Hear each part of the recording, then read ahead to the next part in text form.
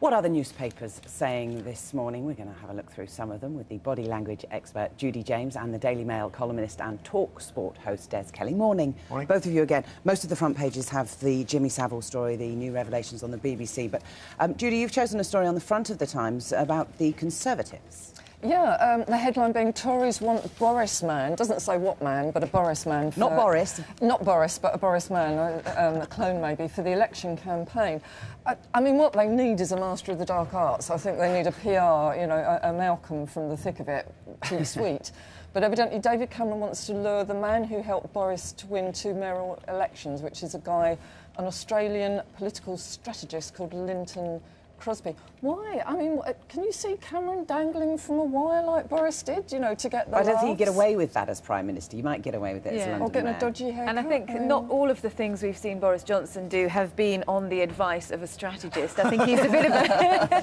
he's going alone. Loose cannon and that, yeah. Yeah, I mean, it would be interesting. I mean, the way that they are at the moment. I mean, I think today we've got the hoodies offering to hug a Tory campaign, you know, it's got that bad of a turnaround with all the... It just seems to be one bad PR thing after another. So, I mean, whether this guy could turn it around...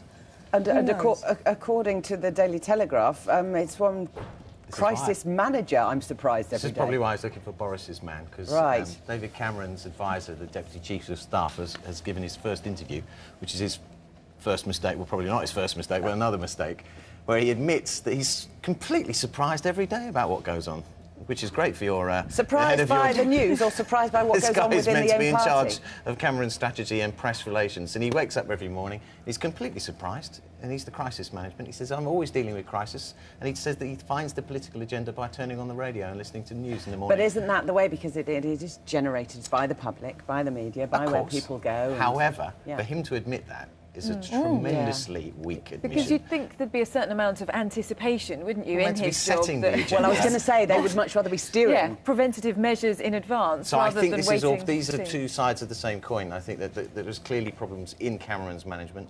The messages are getting lost. This is what the Tories perceive. Now, Oliver, bless him, hasn't really helped that immensely with his own Malcolm Tucker moment in reverse.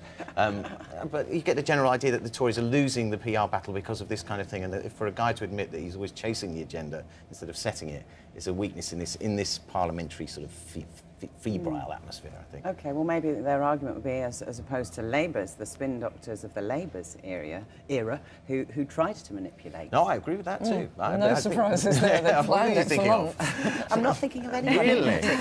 No, we've got lots more. Yeah, we've got lots more to talk about. We'll take a short break. Some of the stories, why Pippa Middleton's bemused